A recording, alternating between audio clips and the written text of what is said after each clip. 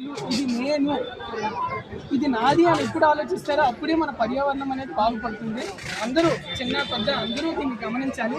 ఇక్కడ ఉన్నటువంటి మీరు చూస్తున్నటువంటి ప్రతి పదార్థాలు అనేది ప్లాస్టిక్ కానీ లేకపోతే ఇంకా వేస్ట్ అయ్యే వాటికి ఆల్టర్నేటివ్గా ఏమేమి యూజ్ చేయాలనే దాన్ని మేము ఇక్కడ ఒక అవగాహన సదస్సులాగా నిర్వహిస్తున్నాం. ఇది ఇప్పుడు ప్లేట్స్ ఉన్నాయి, మనం ప్రతి ఫంక్షన్లో ఇప్పుడు పెద్ద మొత్తంలో కొనుగోలు చేస్తున్నారు. దీనివల్ల ఇది రెండు విషయాలు ఇక్కడ గమనించాలి.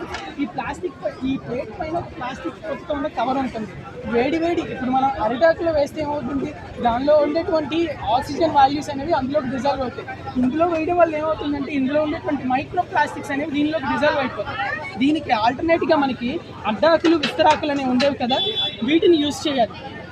ఇంకా మేలైన పని ఏంటంటే ఇది కొంచెం మేడం గారు చెప్పినట్టు పరువుతో కూడుకున్న పని. ప్లేట్ని గ్లాస్ని మనం క్యారీ చేయడం ఏంటి అని అనుకుంటారు, కానీ ఈ రెండింటిని నిర్మూలించాలి అంటే మనం మన ఓన్ ప్లేట్, మన ఓన్ గ్లాస్, స్ట్రా కూడా మనమే క్యారీ చేయడం అనేది చాలా చక్కనైన విషయం. ప్రతి విద్యార్థికి వాళ్ళ స్కూళ్ళలో కానీ వాళ్ళ సంస్థల్లో కానీ ఆ యూనివర్సిటీలో కానీ దీన్ని నేర్పించాలి. ముఖ్యంగా మన ఎథిక్స్ అనేవి దీనిపైనే డిపెండ్ అయి ఉన్నాయి. ఆ పర్యావరణం బాగుంటేనే మనం బాగుంటాం.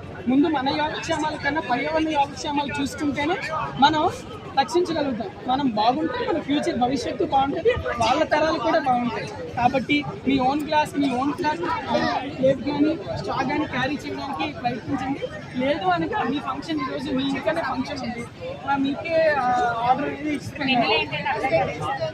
శానిటైజ్ ప్యాడ్స్ కూడా ఆల్టర్నేట్గా చాలా రకాల పద్ధతులు ఉన్నాయి. అవి నేను పర్సనల్గా ఎక్స్ప్లెయిన్ చేయలేను, అవి మీకు చాలా రకాల పద్ధతులు ఉన్నాయి.